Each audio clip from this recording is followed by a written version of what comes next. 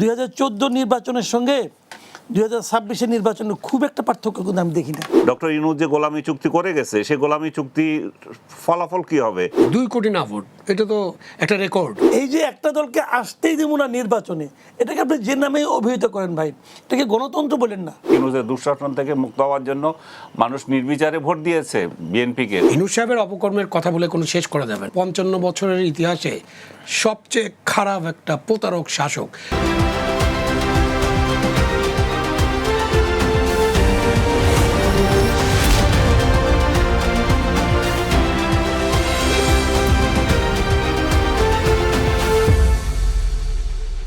দর্শক স্বাগত কালের কণ্ঠে নিয়মিত অনুষ্ঠান কালের সংলাপে। দর্শক, গণভোটের রায় বাস্তবায়নের দাবিতে বড় কর্মসূচির দিকে এগোচ্ছে জামায়াতে ইসলামী নেতৃত্বাধীন 11 দলীয় জোট।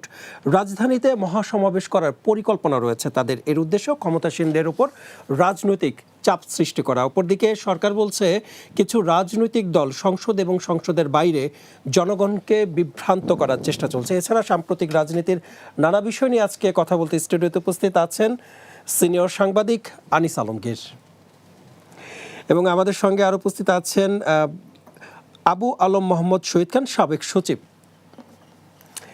আলোচনা এগিয়ে নিতে স্টুডিওতে উপস্থিত আছেন সিনিয়র সাংবাদিক মাসুদ কামাল। আপনাদের তিনজনকে স্বাগত কালের কণ্ঠের স্টুডিওতে। দর্শক, আজকে আমাদের আলোচনার বিষয় নির্ধারিত হয়েছে সংসদ ছেড়ে রাজপথে কেন। জনাব আনিস আলমগীর, আমি আপনাকে দিয়ে একটু শুরু করতে চাই। যেটা বলছিলাম, আসলে সংসদ ছেড়ে আসলে রাজপথে কেন? এটা তো আমাদেরও প্রশ্ন। সংসদ হচ্ছে গণতন্ত্রের চর্চার কেন্দ্রবিন্দু। সেটা ছেড়ে যখন রাজপথে আসছে তখন মানুষের সংশয় জাগে। বিশেষ করে 2 মাস হয়নি একটা সরকার, তখন যদি এটা আসে। আবার আপনি সময় বিবেচনায় যদি বলেন যে 2 মাসের সরকারের বিরুদ্ধে কি কোনো আন্দোলন করা যাবে না, অবশ্যই যাবে, যদি যৌক্তিক কারণ থাকে। তো এখানে যৌক্তিক কারণটা কি, সেটাই মানুষ খুঁজে পাচ্ছে না।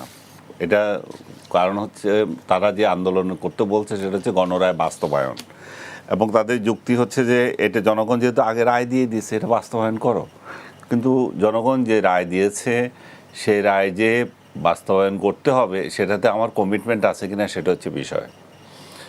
বিএনপি বারবার বলছে যে আমি কালকেও তারেক রহমানের একটা বক্তৃতা শুনলাম যে আমরা সংসদের দক্ষিণ প্লাজায় যে অনুষ্ঠান হয়েছিল, যেখানে আমরা সাইন করেছি, সেটা আমরা অক্ষরে অক্ষরে পালন করব। তো অক্ষরে অক্ষরে যদি পালন করা হয়, সেখানে যদি এই গণরায় বাস্তবায়নের বিষয়টা থাকে তাহলে হবে। কিন্তু আমরা যেটা দেখে এসেছি এবং এই ভোটের আগে থেকে যেটা বলে এসেছি, এটা একটা অবৈধ ভোট। অবৈধ ভোট মানে হচ্ছে গণভোট তো একটা অবৈধ, সংবিধান এটা কভার করে না।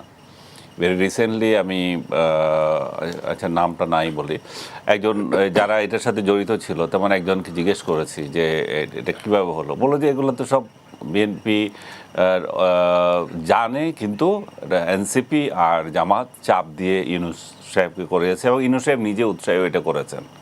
ইভেন ইউনূস সাহেবের তো ইচ্ছা ছিল আপনার যে তারা যে এটা কি বলে যে যেটা বাস্তবায়ন করার জন্য যেটা রূপরেখা করছে, যেটা সাইন করলো সবাই, জুলাই সনদ।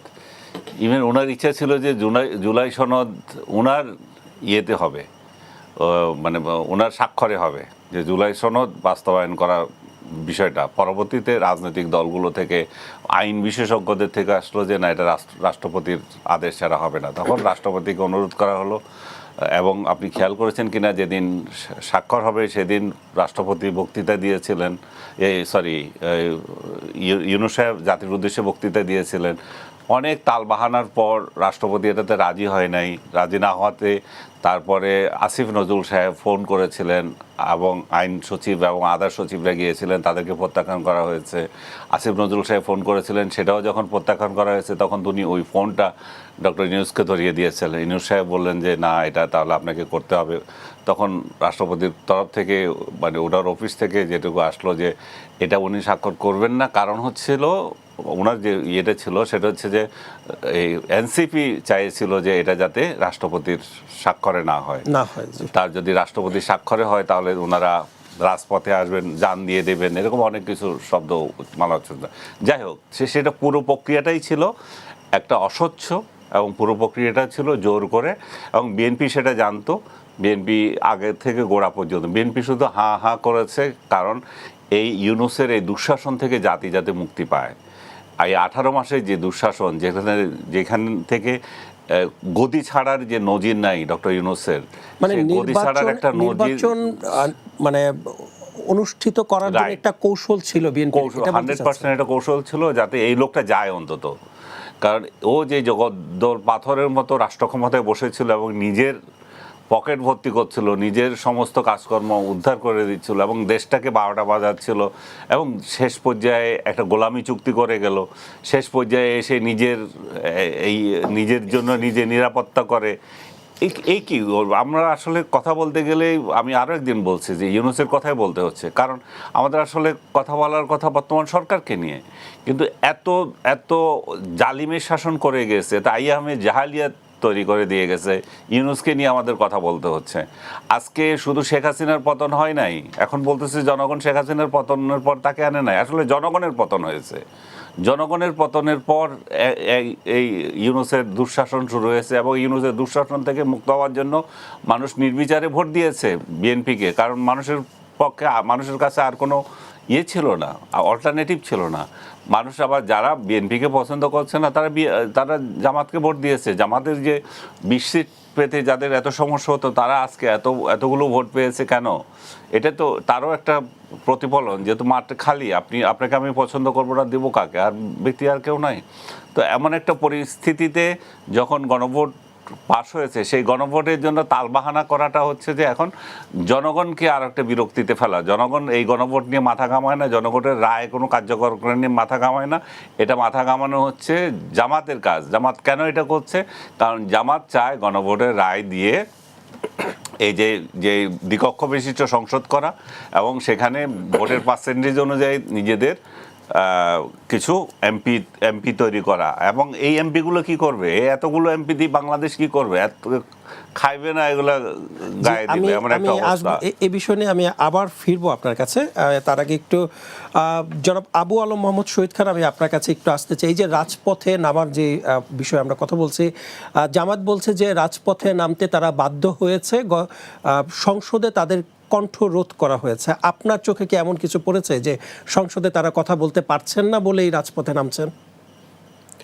একদম পরিষ্কার উত্তর হচ্ছে যে আমার চোখে এরকম কিছু পড়েনি। যে সংসদের যা বিবরণী দেখলাম, তাতে তো সংসদে বিরোধী দল জামাত, এনসিপি এবং তাদের যারা আছেন কথা বলতে পারছেন, এবং ওয়াকআউটও করেছেন কয়েক দফা। তো সংসদের যেভাবে চলে, 4 দফা সংসদ যেভাবে চলে, সংসদ সেভাবে চলছে, এবং তারা কথা বলার সুযোগ আছে এবং তারা কথা বলছেন। এবং সেই কথা বলার মধ্য দিয়ে তো সংসদে আলোচনার কেন্দ্রবিন্দু যদি হয়, তাহলে সংসদে অনেক কিছুর সমাধান করা সম্ভব। এই জুলাই সনদ নিয়ে, কিংবা আপনার দ্বিকক্ষ বিশিষ্ট পার্লামেন্ট, আর যে কয়েকটা আইন হয়নি, অধ্যাদেশ আইনে পরিণত হয়নি, যার মধ্যে খুবই গুরুত্বপূর্ণ বলছেন তারা যে আপনার মানবাধিকার কমিশন, নির্বাচন কমিশন, আমাদের অ্যান্টি করাপশন কমিশন। তো এইসব যে আইনে পরিণত হয়নি, এটা আইনে পরিণত হবে না এরকম ভেবে নেওয়ার তো কোনো কারণ নেই। সংসদের কাজেই হলো আইন প্রণয়ন করা। সুতরাং সংসদে আলোচনার ভিত্তিতে যে অধ্যাদেশগুলো হয়েছিল, আপনি খেয়াল করেন 18 মাসে 133টি অধ্যাদেশ, বিশাল পরিমাণ, এবং নানান অধ্যাদেশের একটা তো শুনলামই আমরা যে কীভাবে অধ্যাদেশগুলো জারি করা হয়েছে। এবং রাষ্ট্রপতি এসব জানেন কি না এটা নিয়ে অনেকের সন্দেহ আছে, বিকজ রাষ্ট্রপতি তার একটা ইন্টারভিউতে বলেছেন যে তাকে তো কোনো কিছুতেই কনসাল্ট করা হয়নি। পরে আপনি এই যে হানা ভোট, যে একটা ক্যারিকেচার বলতে পারেন, অনেকে বলেছেন একটা ড্রামা, বা এটা যে হয়ে গেল হানা ভোট, সেটা তো আমাদের এই ভোটের যে আদেশটা, এই আদেশটাতে অবৈধ, সংবিধান বিরোধী। এটা রাষ্ট্রপতি সাইন করলেও সংবিধান বিরোধী, অবৈধ এবং অস্বচ্ছ প্রক্রিয়ার মধ্যে দিয়ে আনা। তারপরে সেটার কোশ্চেনগুলো ছিল একেবারেই অস্বচ্ছ, ওপেন এন্ডেড, 4টা কোশ্চেন, এবং তার মধ্যে 48টা, কেউ কেউ বলেন 84টা নাকি হানার সুযোগ ছিল। তো কীভাবে দেবে? আমার পক্ষে এটা বোঝা সম্ভব হয়নি যে হানা ভোটের কোনটাতে দেওয়া যায়। তাহলে আমাদের বাংলাদেশের যে কোটি কোটি ভোটার আছে, তাদের পক্ষে কি এটা বোঝা সম্ভব না। সুতরাং কে হাঁ দিচ্ছেন, কে না দিচ্ছেন, যারা না দিচ্ছেন তারা হয়তো একটু বুঝে শুনে দিচ্ছেন, যারা হাঁ দিচ্ছেন তাদেরকে তো বোঝারই সুযোগ ছিল না। এরপরে আপনার 4 কোটি হাঁ ভোট পড়েছে, তো আমাদের ভোটার হলো 12 কোটির বেশি, 4 কোটি মানে 30%, সোজা হিসাব। তা আপনি বাকিদেরকে বাদ দিয়ে দিবেন নাকি? বাকি ভোটারদের তো না ভোট পড়েছে 2 কোটি, যে ভোট আসছে তার মধ্যে না ভোটও আসছে 2 কোটি না ভোট, এটা তো একটা রেকর্ড, মানে আমাদের অনেক রেকর্ড আছে না, এটাও একটা রেকর্ড। তাহলে আপনি 2 কোটি এবং বাকি 6 কোটি 8 কোটি তো নার দিকে দিলে তো আপনি এইটার জোরে তো আপনি কিছু করার চেষ্টা করাটা বেশি বাড়াবাড়ি হয়ে যাবে বা বেশি চাপ প্রয়োগ হয়ে যাবে। আপনি সংসদে আসেন, সংসদে আলোচনা করেন, দ্বিকক্ষ বিশিষ্ট পার্লামেন্ট নিয়ে সংসদে আলোচনা আসেন, 70 অনুচ্ছেদ নিয়ে আলোচনা করেন, অ্যান্টি কারাপশন কমিশন আইন নিয়ে আলোচনা করেন, প্রাইভেট বিলেরও সুযোগ আছে। আপনি একটা সুন্দর বিল নিয়ে আসছেন বা ওই আগের যেটা ছিল সেটা আলোচনা করে আবার সংসদে নেন, সংসদে আইন প্রণয়ন করেন, তাতে তো কোনো অসুবিধা নাই। আপনি সংসদের বাইরে রাজপথে যাওয়া যাবে না, রাজপথে যাওয়া প্রত্যেক মানুষের ব্যক্তিগত অধিকার। দাবি আদায়ের জন্য রাজপথে যেতে পারেন বা আপনার কথা বলার জন্য রাজপথে যেতে পারেন, মানববন্ধন করতে পারেন। কিন্তু আপনি যখন যেটা বললেন যে তারা একটা শোডাউন ধরনের বিশাল মহাসমাবেশ করার পরিকল্পনা রয়েছে তাদের, এই যে মহাসমাবেশ যখন বলেন তার মানে আপনি একটা মহা আন্দোলন করার চিন্তা করতেছেন। এই যে মহার মধ্যে যখন ঢুকে পড়েন তখন তো মানুষের সংশয় হবে এবং মানুষ একটু তারা কি ভাববে, তারা ভাববে যে না কি হচ্ছে দেশে, সন্দেহ, অবিশ্বাস, সংশয় এবং ভীতিজনক পরিবেশ সৃষ্টি হবে।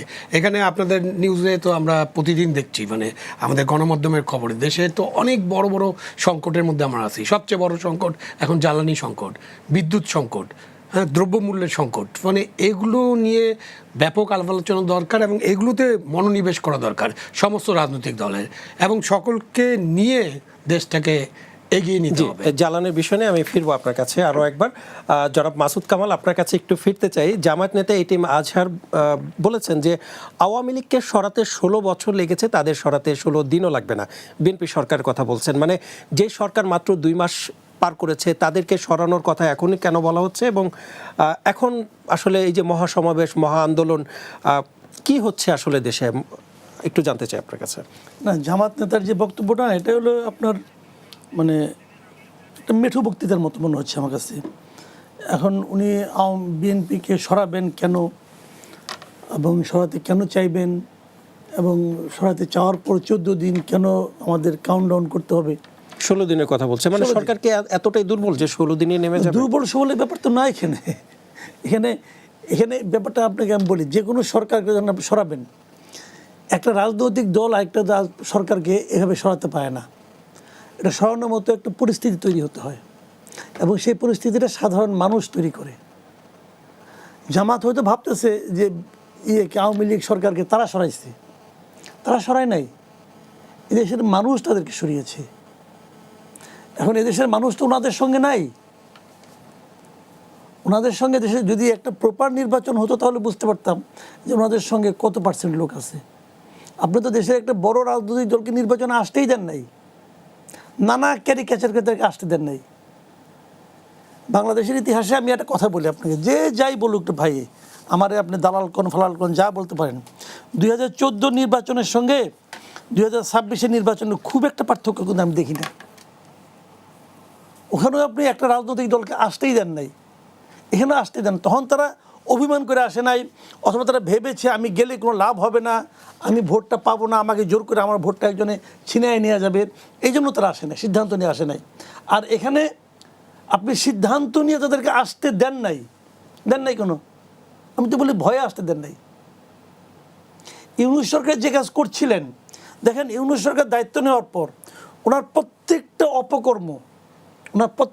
অপকর্ম প্রকারান্তরে আওয়ামী লীগের পক্ষে গেছে। ওনার প্রত্যেকটা অযোগ্যতাকে জনগণ পূর্ববর্তী সরকারের সঙ্গে তুলনা করছে।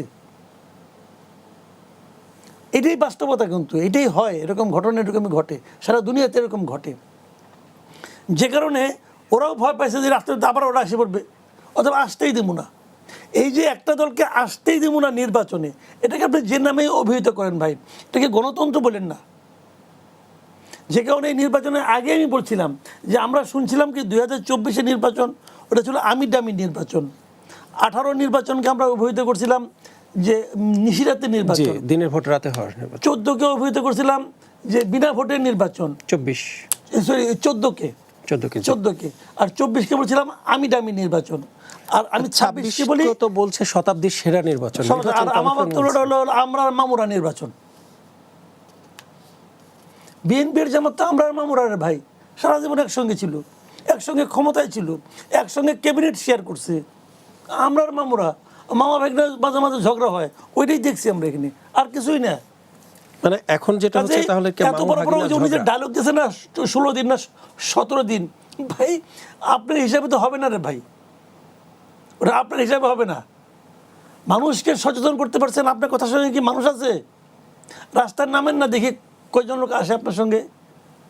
এই দেশের মানুষ এখন বীতশ্রদ্ধ হয়ে গেছে। এই দেশের মানুষ এখন মানে মনে করেন, হ্যাঁ সরকার যত খারাপ হোক, ধরেন আপনার বিএনপি ব্যর্থতা মাত্র 2 মাস হয়েছে রে ভাই, এখনই ব্যর্থতায় কী পেলেন আর সাফল্যেরই কী পেলেন বুঝতে পারলাম না। মাত্র একটা আপনার আম গাছ বুনছেন, বুনেই করতেছেন এই আম মিষ্টি হবে না, আমরা হোক দেখেন মিষ্টি হয় কিনা হয়।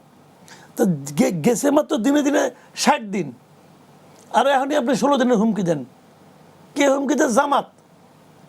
এত সোজা দুনিয়াটা রে ভাই।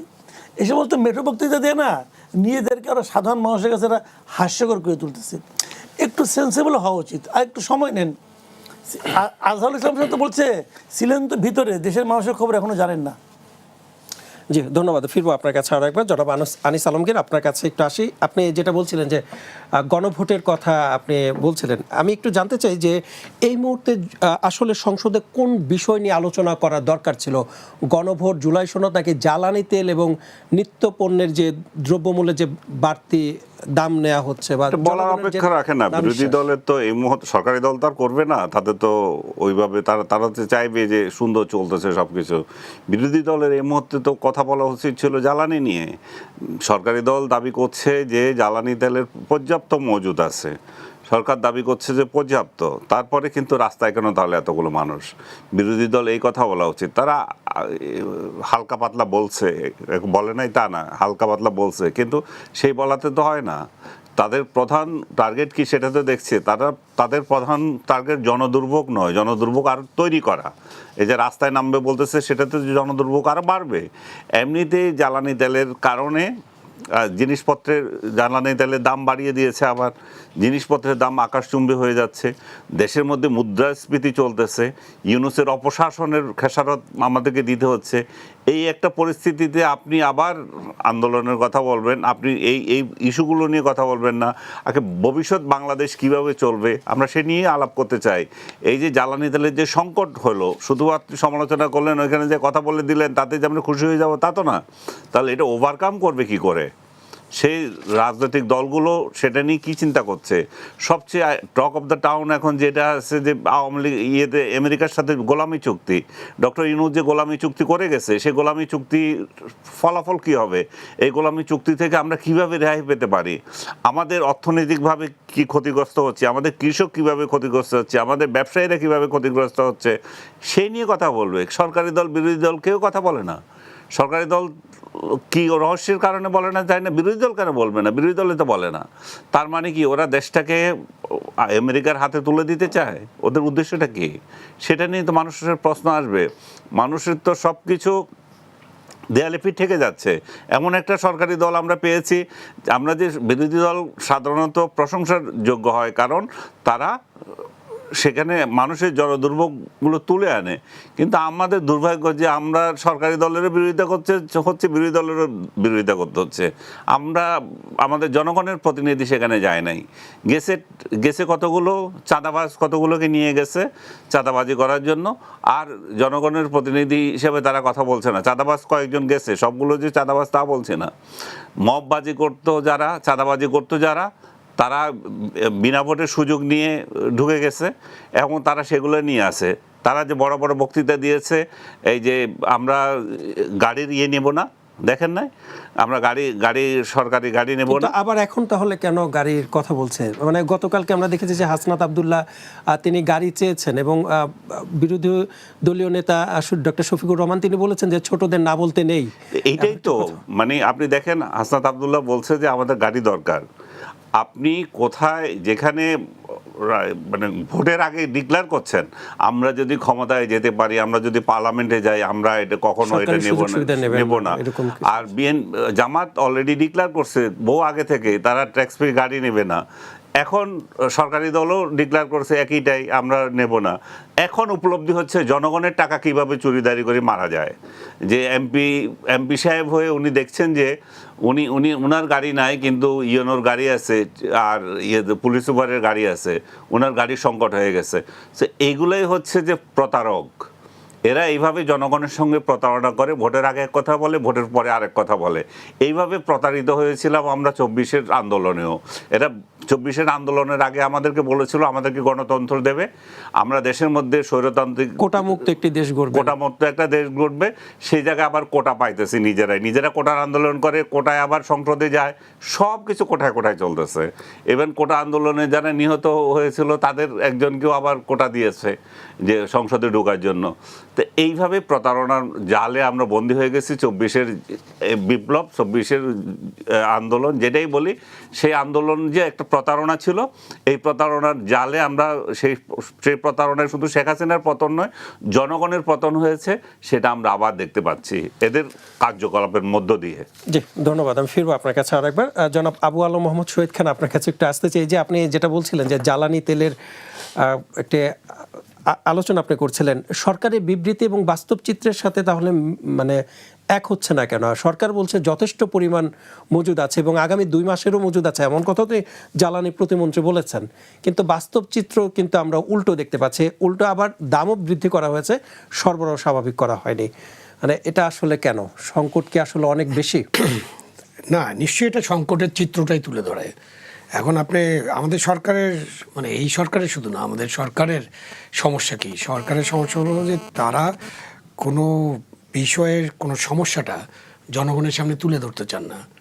ভাই, আপনার যদি সমস্যা থাকে আপনি বলেন না যে আমার এতটুকু আছে, এইভাবে আমাদের চলতে হবে, মধ্যপ্রাচ্যে একটা যুদ্ধ আছে, জ্বালানি আমদানির ক্ষেত্রে একটা বড় ধরনের সংকট তৈরি হবে, এই সংকট মোকাবিলা করার জন্য আমরা এইভাবে কাজ করতে চাই।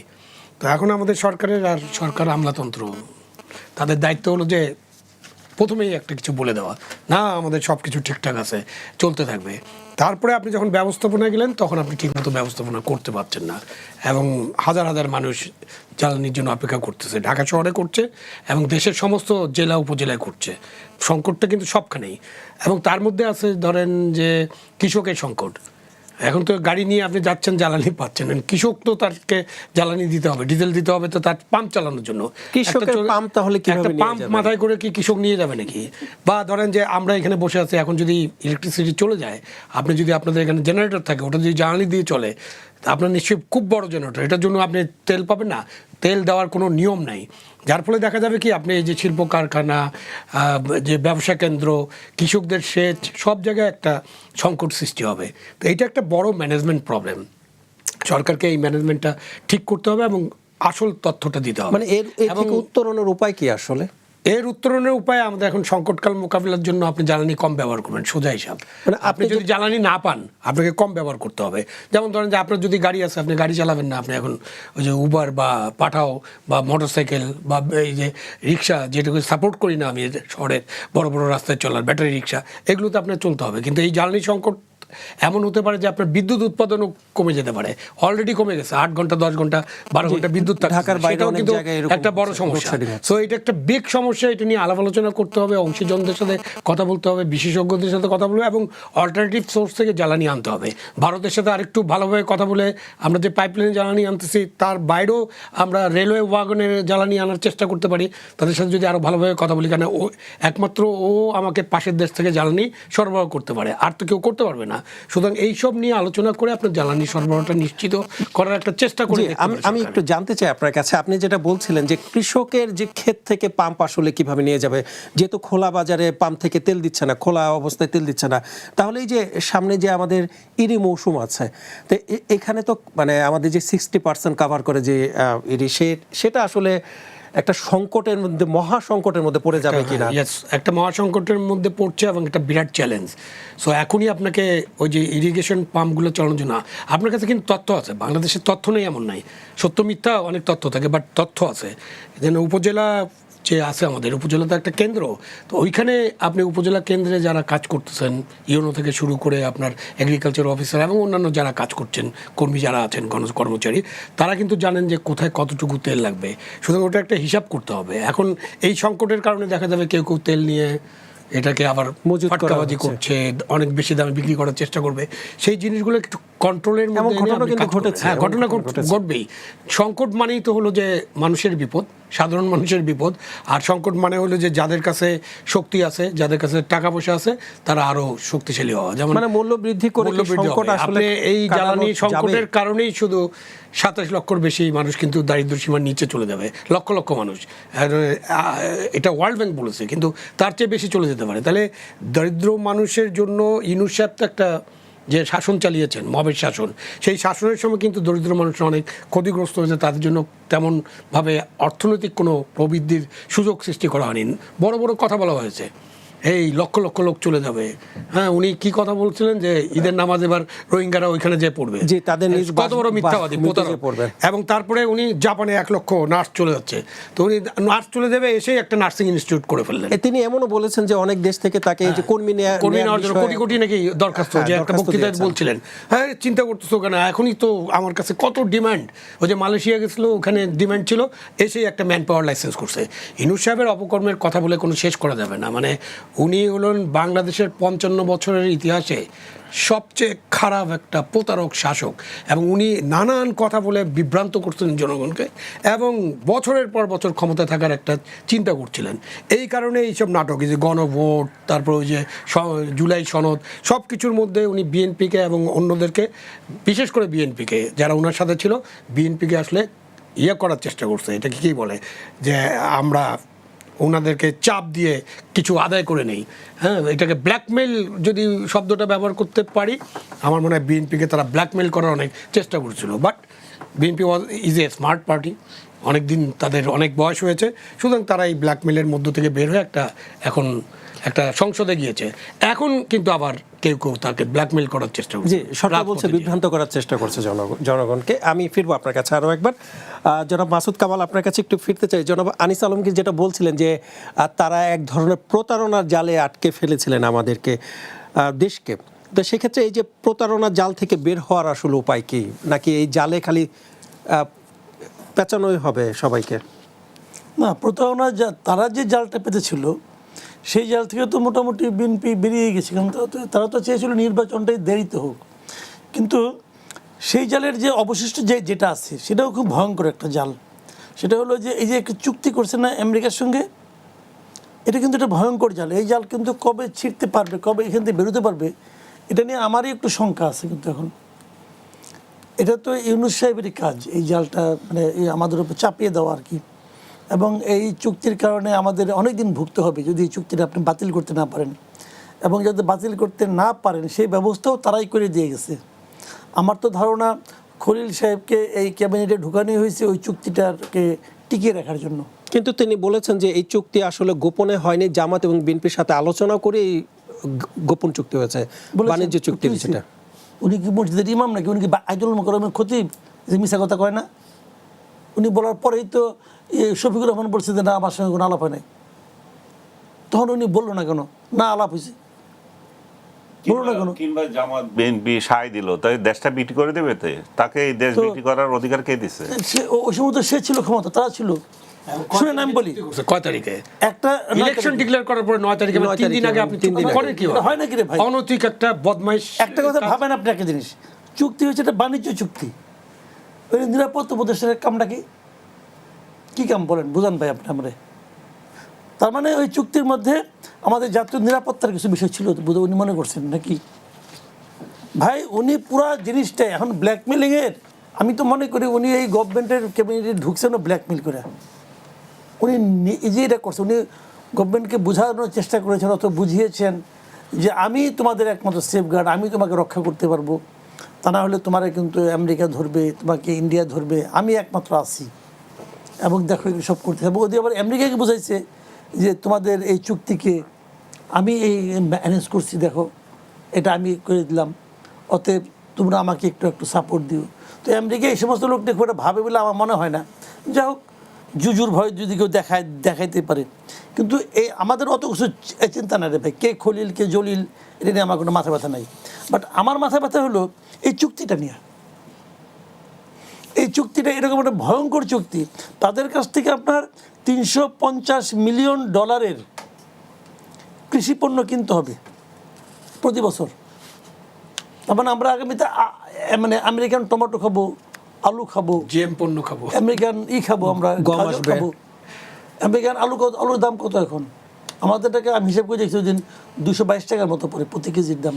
ওরা তো পাউন্ডে বিক্রি করে, আমি এটা কনভার্ট করে দেখছি আর কি, 222 টাকার মতো। তাহলে আমাদের 20 টাকা দামের আলু, এটার কী হবে ভাই? কি করছে সে? কিনতে তো হবে আপনাকে, কিনতে হবে, বোয়িং কিনতে হবে আপনাকে। আপনি যে বিকল্প কোনো চিন্তা করেন, বার্গেন করবেন, কিছুই করতে পারবেন না। অস্ত্র কিনতে হবে ওদের কাছ থেকে, আরও বেশি বেশি অস্ত্র কিনতে হবে। আমি অস্ত্র কিনে কী করুম? আমার অস্ত্রের ভূমিকাটা কি, প্রয়োজনটা কি করতে হবে? এই যে প্রয়োজন না থাকলে তাহলে এমন যে চুক্তি করা হলো, এর জন্য আসলে অন্তর্বর্তী সরকারের যিনি প্রধান ছিলেন তাকে বিচারের আওতায় আনা অথবা তার কাছে জবাবদিহিতার কোনো বিষয় আমরা দেখছি না, কিন্তু সরকার বসেন, তাকে তো বিচারের আওতায় আনা উচিতই বটে এবং খুবই উচিত, কিন্তু সেটা তো আপনি বলছেন দেখছেন না। আমি তো আরও জিনিস দেখতেছি না, সেই জিনিসটা কি দেখতেছি না? এই যে সংসদে এত কিছু আলোচনা হচ্ছে, এই চুক্তি নিয়ে একদিন আলোচনা হয়েছে পর্যন্ত, এত বড় একটা চুক্তি, উনি তো দেশপ্রেমিকের সরাসরি, দেশপ্রেমিকরা বুক ফুলে বলতেছে না আমাদের গাড়ি লাগবে, অমুক লাগবে, তমুক লাগবে, সব তো দেশপ্রেম। এই দেশপ্রেমিকরা একবার বলছে এই ধরনের একটা চুক্তি আমাদের উপরে চাপায় দেওয়া হয়েছে, এটা কেন চাপাইছেন আপনারা? কেন আপনারা মেনে নিচ্ছেন এখন পর্যন্ত? কেন মেনে নিচ্ছেন?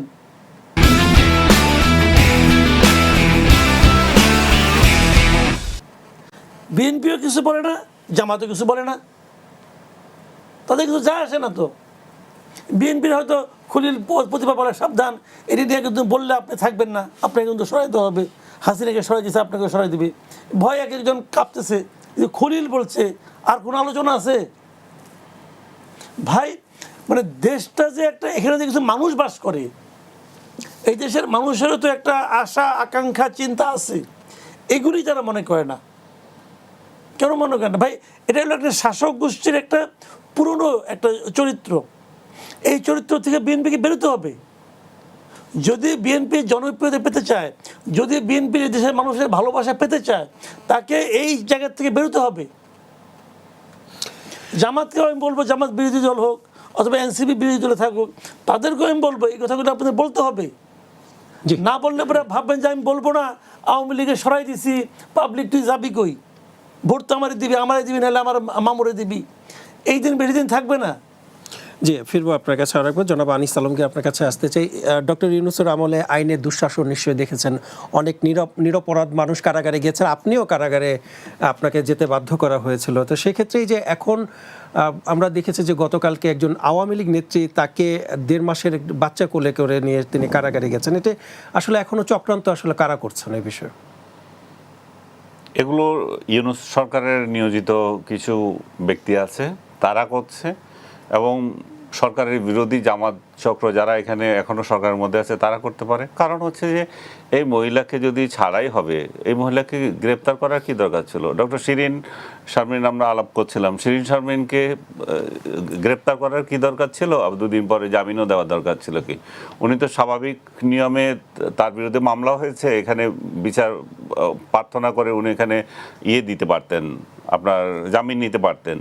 এরকম বহু লোক আছে যারা সাধারণ মামলা তারা জামিন পেতে পারে। 19 মাস পর্যন্ত একজন লোক জেলে খাটতেছে, তারা তো, আপনি তো একজনকে 19 মাস পর্যন্ত জেলে দিতে পারেন না, জেলে রেখে দিতে পারেন না, এবং তার মামলার কোনো হচ্ছে না, কোনো চার্জশিট হচ্ছে না, কিছুই হচ্ছে না।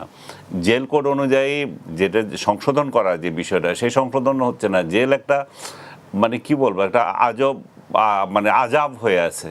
জেল কিন্তু সংশোধনের জায়গা, আপনাকে এখানে সংশোধন দিচ্ছে না, এখানে হচ্ছে প্রতিহিংসা দিচ্ছে। আপনি ক্ষমতায় আসবেন, আপনার প্রতিপক্ষকে জেলে দিয়ে দিতে হবে। ইউনূস বাটপার সেটাই করেছিল, সে তার প্রতিপক্ষ ভেবেছিল আওয়ামী লীগকে, সে দেশের জন্য কল্যাণ কিছু করতে আসে না, আওয়ামী লীগকে নিঃশেষ করতে এসেছিল। দেশ কি তার মাথা ব্যথা ছিল না? আওয়ামী লীগকে নিঃশেষ করার পরিকল্পনা থেকে সে যা করার, মুক্তিযুদ্ধকে শেষ করার যা করার, এবং সন্ত্রাসবাদ বাংলাদেশে তোলা, উগ্র বিপ্লব মৌলবাদী রাষ্ট্র হিসেবে প্রতিষ্ঠিত করা, আমাদের ইয়াং জেনারেশনকে স্পয়েল করা, তাদেরকে চাঁদাবাজি শেখানো, শিক্ষা থেকে দূরে রাখা, তাদেরকে বেয়াদবি শেখানো, তাদেরকে শিক্ষকদের অপমান করা শেখানো, ইউনূস এই সভ্যতা আমাদের চালু করার জন্য এসেছিল। মাসুদ ভাই আইনের কথা বলছিলেন যে এই আমেরিকার সাথে যে চুক্তি হয়েছে সেটার কেন আলোচনা হয় না।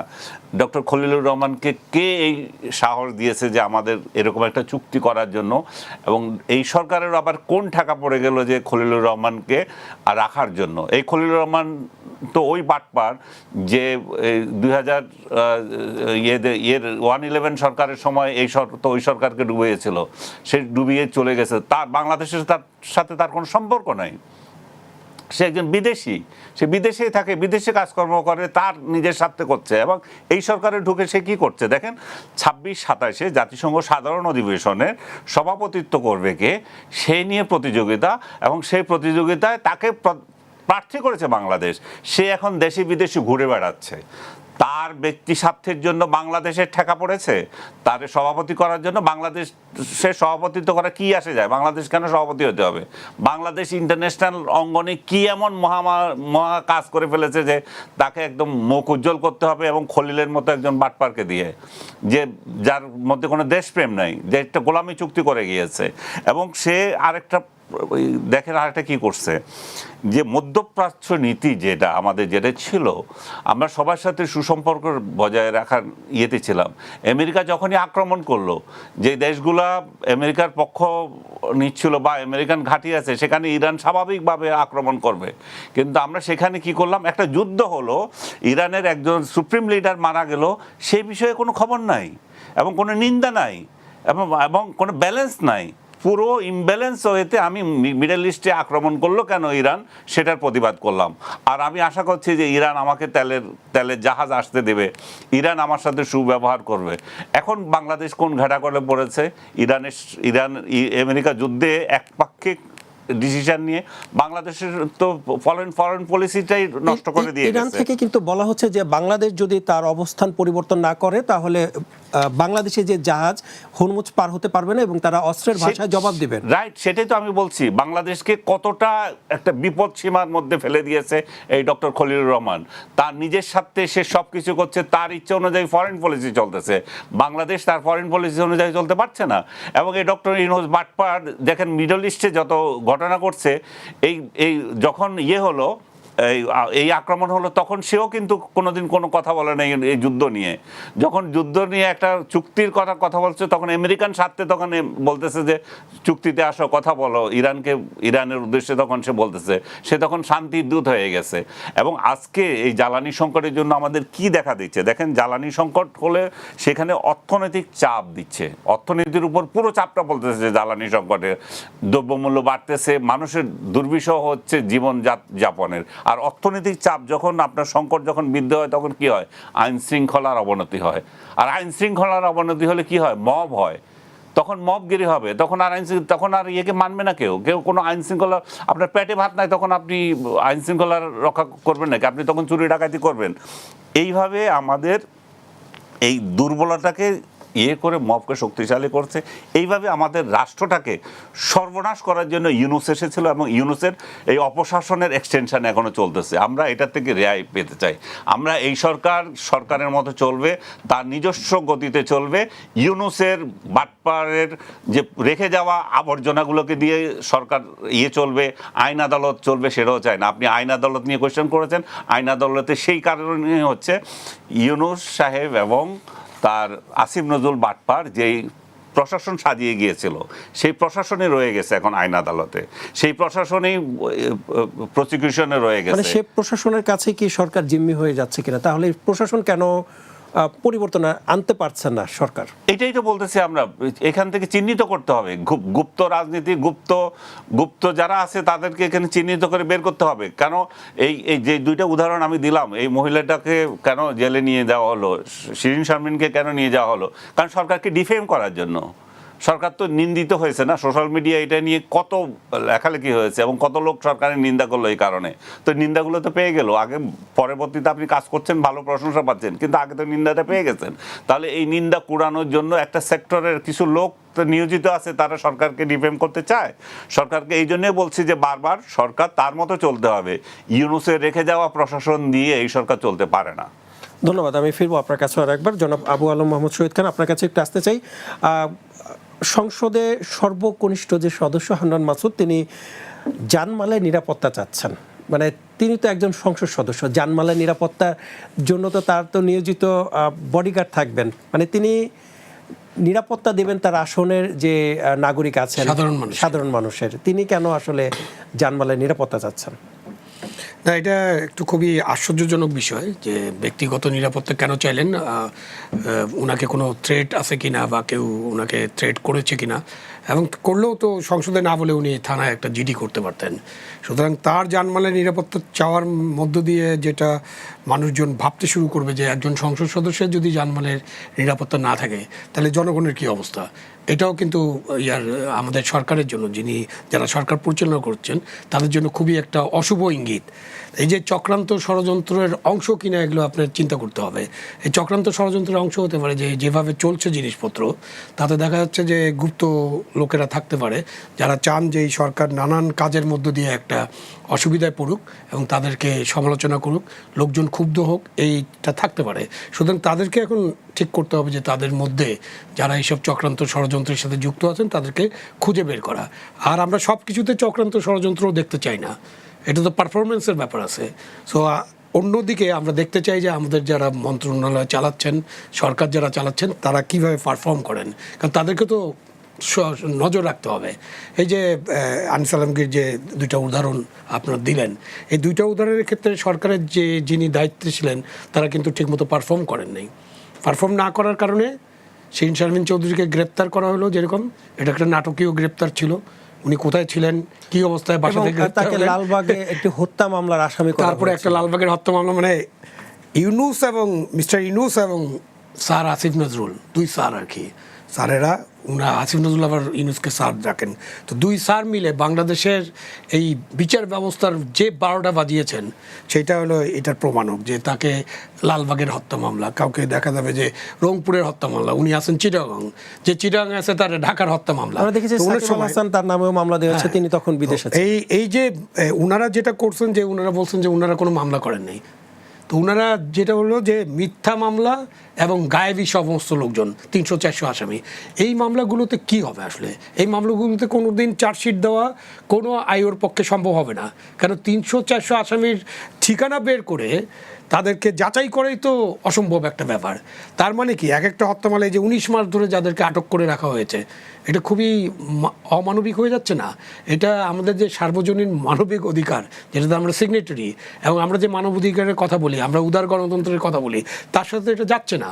সুতরাং এখানে কিন্তু সরকার 2 মাস বয়স, ভেরি গুড, তাদের বড় কোনো সমালোচনা করছি না, বাট এইসব ক্ষেত্রে যে ইউনূসের যে যন্ত্রণা, ইউনূস যা যা দুষ্টুমি করে গেছে বা যা যা খারাপ কাজ করে গেছে, সেই খারাপ কাজগুলোতে ঠিক করতে হবে, তাই না? সেখানে সংশোধন আনতে হবে। সুতরাং বিচার বিভাগের এই ক্ষমতা আছে, যারা বিচার বিভাগে বসেন, বলা হয় যে গডের পরে আল্লাহ, ভগবান অথবা ঈশ্বরের পরে বিচারকের দায়িত্ব। কেন, উনি আপনাকে ফাঁসিও দিয়ে দিতে পারেন, তাই না? তার কোনো বিচারকের এই ক্ষমতা আছে। মৃত্যু তো আল্লাহর হাতে, কোনো বিচারকের এই ক্ষমতা আছে। তার মানে কি, বিচারকদেরকে অবশ্যই একটা ন্যায্য বিচার করতে হবে। আপনি অন্যদিকে তাকিয়ে তাকিয়ে আপনি বিচার করতে পারবেন না। তো আপনি এই যেসব মামলা, এইসব মামলার প্রথমটা কী ছিল, থানাতে মামলা করেছে, তাই না? এটা আসিফ নজরুল বললেন। আরে ভাই, থানাতে মামলা করতে গেলেও তো তার কিছুটা লাগবে, প্রাইমারি ফেসই লাগবে, প্রাথমিকভাবে বলতে হবে যে এইসব হতে পারে। সেটা থানাতে তখন পুলিশের যে অবস্থা ছিল, এই কথা সত্য যে পুলিশ বাহিনী খুব বিপর্যস্ত ছিল, তারা মামলা টামলা নিছে। এটা যখন কোর্টে যায়, কোর্টেও তো আপনি এটা দেখতে পারতেন। ঠিক আছে, কোর্টেও তখন মবের শাসন চলছিল, আমাদের সর্বোচ্চ আদালতে মব ঢুকে গেছিলো, তারপর অনেক ঘটনা, কোথায় কোথায় মব হয়েছে এটা আমরা সবাই জানি। এরপরে ঠিক আছে, আমরা ইউনূস আমলে এই মবের শাসন, দুঃশাসন বা ইউনূসের যত অপকর্ম এবং ইউনূস যেভাবে প্রতিহিংসাপরায়ণ রাজত্ব চালাচ্ছিলেন, সেই আমলটা যাওয়ার পরে এই গত 60-62 দিন, 62-63 দিন আজকে, সেখানে কিন্তু একটা পরিবর্তন হওয়া দরকার। সুতরাং এখন যারা জাজ আছেন, যারা জাজের দায়িত্ব পালন করছেন, তারা যদি গুপ্ত সুপ্ত থাকেন, দরকার করে বের করেন, চক্রান্তকারীদের বের করে দেন, আর তাদেরকে তাদের স্বাধীনতা, আমাদের তো জুডিশিয়াল সার্ভিস স্বাধীন, আমরা বলছি না যে সেপারেশন অফ জুডিশিয়ারি হয়ে গেছে, সুতরাং তারা যেন স্বাধীনভাবে তাদের মতো করে কাজটা করতে পারেন, তারা যেন জামিন শুনানি স্বাধীনভাবে নিতে পারেন। তারা তো কেস রেকর্ড পড়লেই তো বুঝতে পারবেন ভাই, তারা তো কোনো একেবারে ক খ পড়েন না এরকম না। তারা একটা কেস রেকর্ড, একটা এফআইআর দেখলে, একটা জিডি দেখলেই বুঝতে পারেন একজন জাজ যে এইটা সত্য কি সত্য না, এবং জামিন দেন, তারপর তদন্ত করেন। তদন্তের জন্য একটা সময়সীমা নির্ধারণ করা উচিত। আপনি এইটা একসময় জেনারেল এরশাদ, তার অনেক বদনাম করি আমরা, স্বৈরশাসক বলি, হ্যাঁ, সেই সময় কিন্তু আপনার এই আইন চেঞ্জ করে একটা টাইম দিয়ে দেওয়া হয়েছিল 120 দিন অথবা আরও 120 দিন, 240 দিনের মতো। এই টাইমের মধ্যে যদি পুলিশ আইও কোনো কেসের মধ্যে তার যদি তদন্ত রিপোর্ট দিতে না পারে, চার্জশিট দিতে না পারে, এটা আপনি বাতিল হয়ে যাবে। তারপর আমরা কি করলাম, আমাদের পুলিশ এবং ব্যুরোক্রেসি সবাই মিলে আমরা ঠিক করলাম না না না এরকম করলে তো সবাই বের হয়ে যাবে। আরে ভাই, আপনার কাজ আপনি করতে পারবেন না, এই জন্য কি মানুষকে আটকা রাখবেন নাকি জেলের ভিতরে মাসের পর মাস, দিনের পর দিন? এটা বেআইনি হচ্ছে না? ওর মানবাধিকার লঙ্ঘন হচ্ছে না? আরো মানে প্রতিশোধ পরায়ণ হয়ে যাচ্ছে কিনা মানুষ? হতে পারে। এর মধ্যে আপনি যে আমাকে মাসের পর মাস রেখে দিয়েছেন, আদালত সেটা অনুধাবন করেছে, আদালত আমাকে জামিন দিয়েছে, বাট আসিফ নজরুল বলে যে আবার জামিন দিচ্ছে কেন, জামিন দিচ্ছে কেন, এবং তারপর মামলা খুঁজে বের করুন যে ওটার একটা ইয়ে আছে না, ব্যবসা, মামলা ব্যবসা, মানে জেল থেকে আপনি জামিন, তাহলে কি হচ্ছে? আবার আমাকে আমি জামিন দিবেন, জামিন দেওয়ার পরে যে 12 ধাপ না 14 ধাপ না 6 ধাপে ইনকোয়ারি করে, অমুকের ইনকোয়ারি, তারপরে এর মধ্যে টাকা পয়সার লেনদেন, না হলে ওই যে অজ্ঞাতনামা আসামি, গায়েবী আসামি, ওগুলো বলা আছে তো যে এই 50 জন ছিল, আরও 300 জন ছিল। তখন ওসি সাহেব বা পুলিশ আইও চমৎকারভাবে ওই নামে রশিদুল আলম, তাকে জামিন দেওয়া হয়েছে, কিন্তু তার এই মামলাতে দেখা দাও শোন অ্যারেস্ট। সবচেয়ে জঘন্য একটা কাজ করে গেছে ইউনূস সরকার, এবং এর আগেও হয়েছে এটা, শোন অ্যারেস্ট হচ্ছে বাংলাদেশের আইনের, মানে বাংলাদেশের সংবিধানের বিরোধী, বাংলাদেশের মানবাধিকার বিরোধী। এই শোন অ্যারেস্ট করা যায় না। আপনি যখন আমি গ্রেপ্তার হয়েছি তখন আপনি মামলা থাকলে মামলা দিয়ে দেন। আমি গ্রেপ্তার হওয়ার পরে তো আপনি জানেন, আপনি সারা বাংলাদেশ তো এখন আপনি কম্পিউটারে সার্চ করতে থাকেন, তাই না? সার্চ করে দেখেন কোথায় কোথায় মামলা আছে, 5টা 7টা একসাথে দেন। তারপরে জজ সাহেব যদি দয়া করে জামিন দেনও কাউকে, তাকে শোন অ্যারেস্ট করে আবার জেলের ভিতরে ঢুকানো হচ্ছে। তার মানে কি, পুলিশের মতো করতেছে, বিচারকের মতো, এবং কিছুই কাজ হচ্ছে না মানুষের মানবাধিকার। আরেকটা উদাহরণ আসতে পারে, আপনাকে যে মামলা গ্রেপ্তার করা হয়েছিল, পান্না, আপনারা যে মামলায় গ্রেপ্তার হলেন, এই যে সন্ত্রাস বিরোধী আইনে গেলাম একটা ইয়া করতে, একটা অনুষ্ঠানে, ওপেন প্লেসে, রিপোর্টার্স ইউনিটিতে একটা ডিসকাশন মিটিং। কিসের মিটিং? যে সংবিধান এবং আমাদের মুক্তিযুদ্ধ নিয়ে একটা আলোচনা, ওপেন আলোচনা। তো এটা এখন সন্ত্রাস দমন না অবলম্বন। দেখেন, আপনারা গেলেন, আপনারা সাজা পেলেন, এবং সাজা পেলেন মানে জেল খাটলেন, বেরোলেন। শওকত মাহমুদ সেখানে উপস্থিত নাই, তাকে দিয়ে দিয়েছে। শওকত মাহমুদের বিরুদ্ধে একটা মামলা হয়েছে, সেখানে উনি জামিন পেয়েছেন, তাকে ওই মামলায় দিয়ে দিয়েছে। তার মানে কি? তার মানে হচ্ছে যে ইউনূসের প্রশাসন যেটা করে দিয়ে গেছিল, বর্তমান প্রশাসনও সেই স্টাইলে চলতেছে। এটা তো এই আমলে হয়েছে। শওকত মাহমুদ তো ওই মামলার সাথে কোনো সম্পর্কই নাই, ওই এলাকায় যাই না, লিস্টেই ছিল না, সে বা যায়ই না। ইভেন আমার নাম এবং মাসুদ কামাল ভাইয়ের নাম গেস্টের লিস্টে ছিল, ওনার নাম তো গেস্ট লিস্টে নাই। যে আমি জনাব মাসুদ কামাল, আমি আপনার কাছে একটু আসতে চাই যে আমরা আসলে কেন ইউনূস নামা থেকে বের হতে পারছি না? মানে এখন তো বিএনপি সরকার, আমরা তো সরকারের আলোচনা করব, ইউনূস নামা থেকে আমরা কেন বের হতে পারছি না এখনো? ইউনূস সাহেব তো যে কাজগুলি করেছেন, সেই কাজগুলো নিজের ক্ষমতাকে, নিজের ইচ্ছা পূরণের জন্য করেছেন। এখন ওখানকার কিছু কিছু কাজ হয়তো এই সরকারের পছন্দ। ক্ষমতায় গেলে মানুষের একটা চেহারা হয়, ক্ষমতার বাইরে থাকলে আরেকটা চেহারা হয়। এখন এই সরকারের কেউ কেউ হয়তো ভাবছেন ওই আইনগুলি থাকা দরকার, ওই আইনগুলি প্রয়োগ করা দরকার, বিচার বিভাগের উপরে এই ধরনের নিয়ন্ত্রণ থাকা দরকার। আমি একটা সিম্পল উদাহরণ দিই, যে প্রশ্নটা আপনি একটু আগে আনিস আলমকে করেছিলেন, সেটা হলো ওই যে 1.5 মাসের বাচ্চাকে নিয়ে একজন মায়ের জেলখানায় যাওয়া। 3টার দিকে আদেশ হলো, উনি জেলখানায় চলে গেলেন। ওনার ওই মামলার কাহিনী বলে তো লাভ নাই, কারণ এটা হলো আপনার সেই জুলাইয়ের 16 তারিখের মামলা, মানে জুলাইয়ের 16 তারিখের ঘটনা। একটা ছেলে আহত হয়েছে চানখারপুলে, গুলিবিদ্ধ হয়েছে। সেই ঘটনার পরে তাকে হাসপাতালে নেওয়া হয়েছে। সেখানে কিছু লোক, যে ছাত্ররা যে মারামারি করছে, তাকে করছে, আহত করছে, ছাত্রলীগের লোকজন গেছে, খারাপ হয়েছে, অন্যায়, ভয়ঙ্কর অন্যায়। তার 7 দিন পরে তার বাসায় কিছু লোক যে ভাঙচুর করছে তাদের বাসায়, এবং বলা হচ্ছে সেই ভাঙচুরের জন্য এই শিল্পী বেগম নাকি অর্ডার দিছে, তোমরা যে ভাঙচুর করো। আচ্ছা, শিল্পী বেগম যে অর্ডার দিল, শিল্পী বেগম কে? সে হলো মহিলা লীগের একজন কর্মী, কোনো পোস্টে নাই। কোনো পোস্ট নাই তার, সে হলো একজন কর্মী। তো এই ঘটনার পরে জুলাই গেল, August, September, October, November, December গেল, 2025-এর জানুয়ারির 25 তারিখে এসে শিল্পী বেগমের নামে মামলা হয়েছে। সেই মামলায় 113 জন আসামি, 13 জনের মধ্যে 1 নম্বর আসামি হলো আসাদুজ্জামান খান কামাল, আর শিল্পী বেগম ওখানে আছে, অন্যান্যর মধ্যে আছে আর কি। এখন আসাদুজ্জামান কামাল যে মামলা 1 নম্বর আসামি, সেখানে আদেশ দেয় কে শিল্পী বেগম। ইয়ার্কির তো একটা সীমা থাকা দরকার আছে। সেই মামলায় তাকে আপনি সোমবার দিন ধরলেন, ধরার পর মঙ্গলবার দিন তারা আপনি জামিন নামঞ্জুর করে, জামিন আবেদন নামঞ্জুর করে তারা আপনি কারাগারে পাঠিয়ে দিলেন। সিজারের মাধ্যমে তার বাচ্চাটা হয়েছে, সেই 1.5 মাসের বাচ্চা, এর মধ্যে পরে যে হাতেও ব্যথা পেয়েছে, বাচ্চাকে সে কোলেও রাখতে পারে না। এই অবস্থায় তাকে আপনি জেলখানায় পাঠিয়ে দিলেন। এটা দেখার পর আমার কাছে মনে হয়েছে রে ভাই, আমাদের দেশের আইন না, আমাদের দেশের বিচার বিভাগ খালি পৃথিবীতে না, তাবৎ সৌরজগতের মধ্যে বেস্ট। এই সৌরজগতে যদি নিশ্চয়ই আরও অন্য কোনো কোথাও গ্রহে হয়তো মানুষ যদি থাকে, আমি জানি না, থাকতেও পারে, তবে গ্যালাক্সির মধ্যে থাকতেও পারে, সেখানেও যদি বিচার বিভাগ থাকে, আমাদের মধ্যে এত ভালো বিচার বিভাগ পৃথিবীর আর কোথাও নাই। যে ওনারা মানুষের প্রতি তাকায় না, তাদের কোনো মানবিকতা নাই, কাগজপত্র যা আছে এটার উপর নির্ভর করে তারা পাঠিয়ে দিলেন। খুব ভালো করছেন, আমি কিছু বলার নাই। রাতের বেলা এটা নিয়ে হইচই হওয়ার পরে লোকজন বলা বলি পরে রাত 8টার সময় আবার ওনাকে জামিন দিলেন। এখন আমার কথা, জামিনটা আপনি ওই রাত্রের মধ্যে দিলেন কেন? কারো কাছ থেকে ধমক পেয়েছিলেন? কেউ রিকোয়েস্ট করছিল? নাকি আপনার কি মনে হলো ভাই? যদি আপনি রিকোয়েস্টেই কাজ করেন তাহলে আইন থাকলো কই? যদি আপনি ধমকেই কাজ করলেন তাহলে আইন থাকলো কোথায়? আগেরটা যদি সুবিচার হয়ে থাকে তাহলে পরেরটা ওই দিনই করলেন কেন আপনি? তার মানে কোথাও একটা মেও আছে, মেওটা কোথায় ভাই? এই জায়গায় হলো কথা। হয়তো আমার মনে হয় হয়তো সরকারে কেউ দেখছে, দেখে ভাবছে এরকম তো হওয়া উচিত না, উনি ফোন করছেন, সঙ্গে সঙ্গে চেঞ্জ হয়ে গেছে। দেখেন আমি বলি আইনটা কীভাবে, এগুলো না আমরা অভ্যস্ত হয়ে গেছি।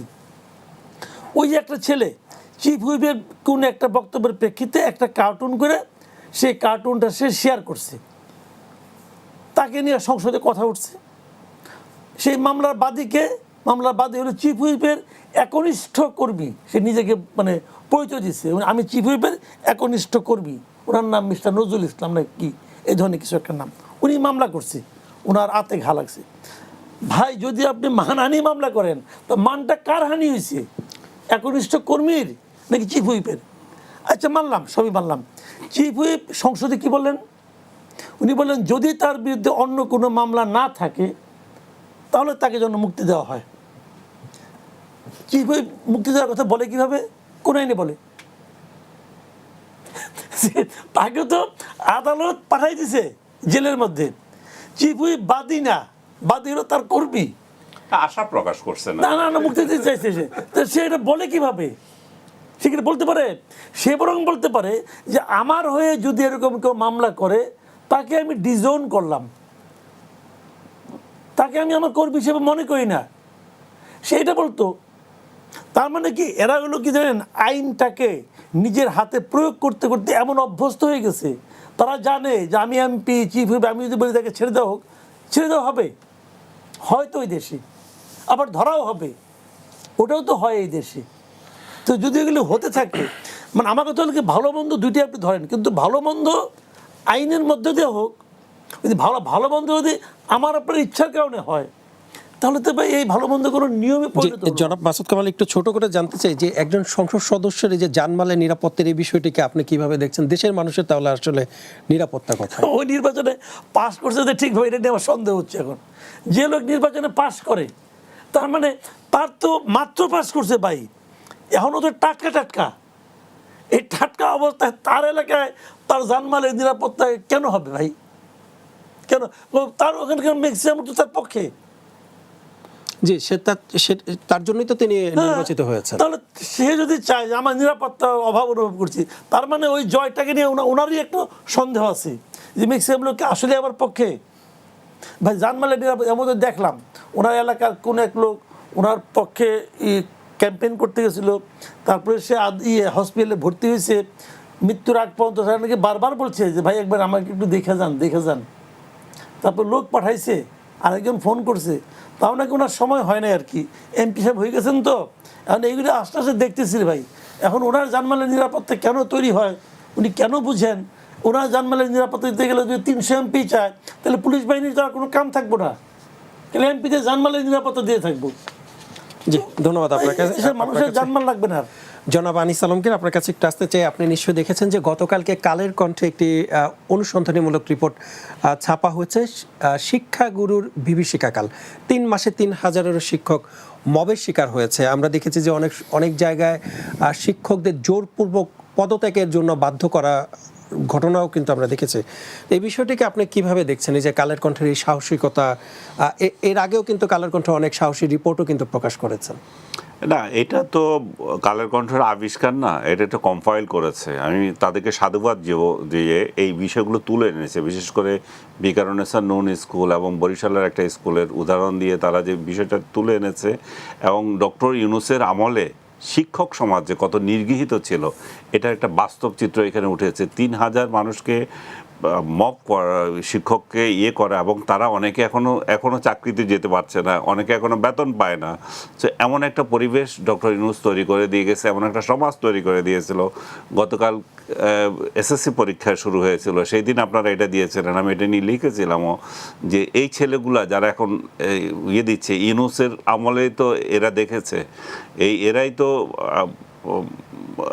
সামনের দিনে আমাদের ভবিষ্যৎ। এরা কি নীতি নৈতিকতা শিখেছে, এরাই তো দেখেছে এদের স্যারকে কিভাবে তাদের সিনিয়ররা বা তারা কিভাবে নির্যাতন করেছে। তো শিক্ষাগুরুরা যদি নির্যাতিত হয়, শিক্ষকের যদি মর্যাদা না থাকে, তাহলে আর কোথায় থাকবে? ইউনূস আমাদের যে বলতেছি বারবার একই কথা, আমাদের প্রতিটা ইনস্টিটিউশনকে ধ্বংস করে দিয়ে গেছে।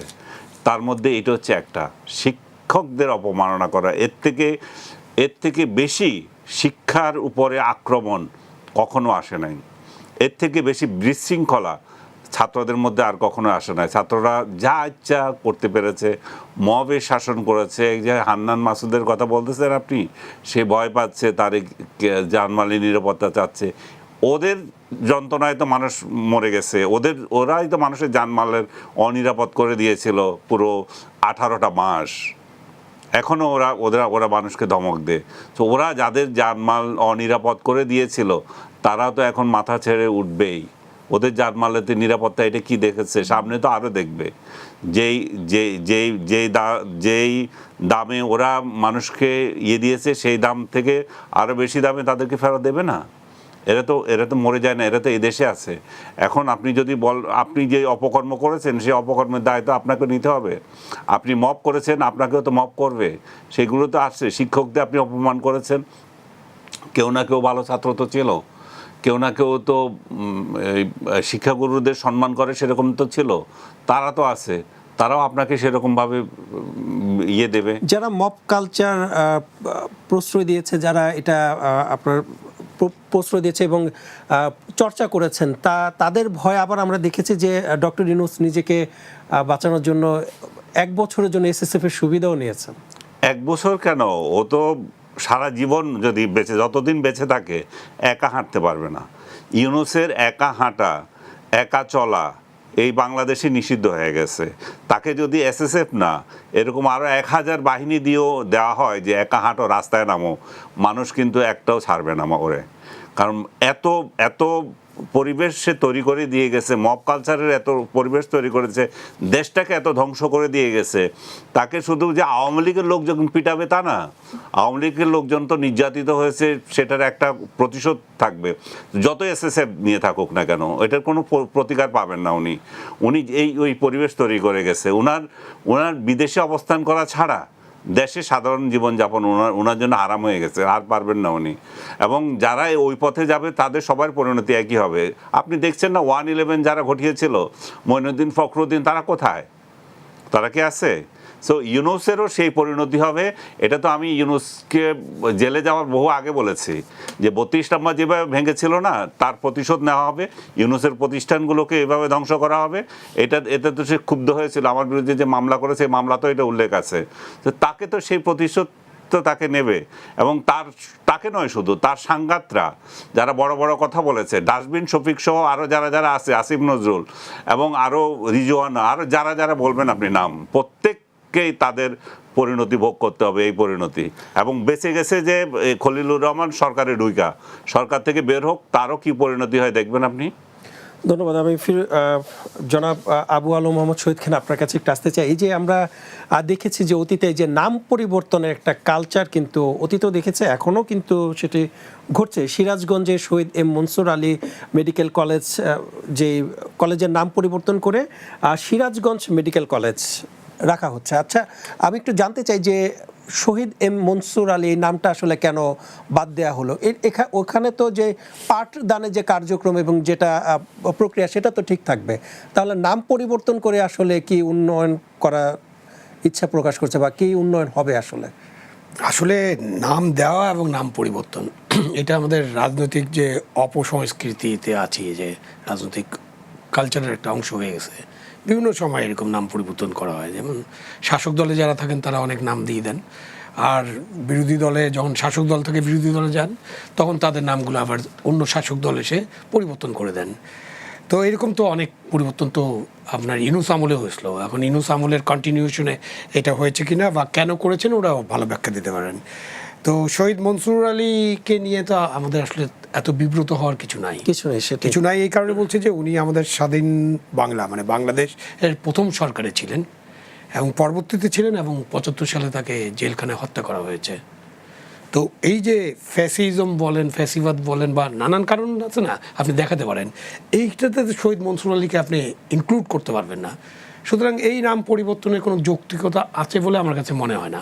যদি এমন হতো যে উনি এমন একজন লোক যার অনেক ইয়ে আছে, কাহিনী আছে, বা অনেক ডেটা আছে, ডেটা দিয়ে প্রমাণ করা সম্ভব যে তিনি একজন জনবিদ্বেষী মানুষ ছিলেন, হ্যাঁ, ফ্যাসিস্ট ছিলেন, তখন আপনি চিন্তা করতে পারেন। তারপরে এইসব নাম পরিবর্তন নিয়ে আসলে কি করবেন? এগুলো না করাই ভালো ছিল। করে খুব একটা মানে যে আপনি যেটা বললেন যে তাতে ওখানকার শিক্ষার পরিবেশ, শিক্ষার যে কারিকুলাম বা যারা সেগুলোর কোনো কিছু পরিবর্তিত হবে না। সুতরাং এইটা বলতে পারেন নামে কি বা আসে যায়, নামে কিছু আসে যায় না, তবুও এটা করা ঠিক হয়নি। ধন্যবাদ জনাব মাসুদ কামাল। আমরা অনুষ্ঠানের শেষ পর্যায়ে চলে এসেছে। যাবার আগে আপনার কাছে একটু জানতে চাই যে নিরীহ ছাত্রলীগ যারা ছিলেন, অভ্যুত্থানের পক্ষে যারা ছিলেন, তারা যদি এনসিপির আদর্শ ধারণ করে তাহলে এনসিপিতে ফিরতে পারেন, যোগ দিতে পারেন, এমন কথা বলেছে এনসিপির আহ্বায়ক নাহিদ ইসলাম। মানে আওয়ামী লীগের কর্মী দিয়ে আসলে এনসিপি বড় করার চেষ্টা কেন আসলে? তাহলে এনসিপি কারে নিবে? আর লোক কই দেশে? আপনাকে দেখেন বিএনপি লোক আসবে, বিএনপি যারা ছাত্রদল করে, করে আপনার যুবদল করে, তারা কি এনসিপিতে আসবে? বিএনপি তো ক্ষমতায় আসছে ভাই, আসবে কেন? জামাতের লোক, ওটা একটা ক্যাডার ভিত্তিক প্রতিষ্ঠান, ওরাও তো আসবে না। তার বাকি থাকে কে? দেশে অনেক লোক আছে যারা কোনো পার্টি করে না, তারা তো রাজনীতিও করে না, তারা কোনো দলে যাবেও না। এখন যারা রাজনীতি করার লোক আর কে আছে ভাই বাকি? এখন বাকি আছে আওয়ামী লীগ। এখন তারা বলার চেষ্টা করছে তোমরা তো সরাসরি করতে পারবো না, আমাদের এখানে আসো। কিছু লোক যে আসবে না তা না, আসবে। এবং তারা যে আসবে তারা কিন্তু এনসিপিকে ভালোবেসে আসবে না, আপাতত তাকে যাওয়ার জায়গা লাগে আসবে, সময় মতো আবার বাইরে যাবে। আর আওয়ামী লীগের লোক খুব বেশি একটা যাবেও না। আওয়ামী লীগ অন্যরকম দল একটা। আওয়ামী লীগ মানে এটা কিন্তু এক পুরুষের দল না, এটা 3 পুরুষের দল। যারা আওয়ামী লীগ করে খবর নিয়ে দেখেন, তারা দাদাও আওয়ামী লীগ করতো, বংশ পরম্পরা। ওই দলের লোক এসে এনসিপিকে সমৃদ্ধ করে দেবে তা না। এনসিপি কি করবে ভাই? তাদের তো লোক নাই, লোক তো লাগে। আর তাছাড়া লোক তাদের এখানে যাবেই বা কেন? তারা কি এমন কোনো এক্সাম্পল তৈরি করতে পারছে? এ তারা বিশাল একটা সৎ দল, ওই দল সবাই তার এখানে যাবে, হতাশ লোকজন যাবে। তাদের প্রত্যেকটা লোকের বিরুদ্ধে চাঁদাবাজির অভিযোগ আছে। বলা হয়ে থাকে তাদের দলের যে মুখপাত্র, তার সম্পর্কে এমন কথা প্রচলিত আছে যে এই দেশের ইতিহাসে এত কম বয়সে এত দুর্নীতি আর কেউ করে নাই। মানে পলিটিক্স বাদ দেন, এই দেশের ইতিহাসে এত কম বয়সে এত দুর্নীতি আর কেউ করতে পারে নাই, জানে কি ওদের দলের মুখপাত্র করছে। তারা তো একসময় দুর্নীতির বিরুদ্ধে, অপশাসনের বিরুদ্ধে লড়েছেন। এটা মানুষ টের পেয়েছেন, টেনশন নিয়েন না আপনি। মানুষ সবগুলি জানে কে দুর্নীতির বিরুদ্ধে লড়েছেন আর কে দুর্নীতি করার জন্য লড়েছেন, এগুলি মানুষ ভালো মতো জানে। ধন্যবাদ আপনাদের 3 জনকে মূল্যবান সময় আমাদেরকে দেওয়ার জন্য। দর্শক, আপনারা দেখছিলেন আমাদের নিয়মিত অনুষ্ঠান কালের সংলাপ। আজ এ পর্যন্তই। ভালো থাকুক দেশ, ভালো থাকুক দেশের মানুষ, এ প্রত্যাশায় আল্লাহ হাফেজ।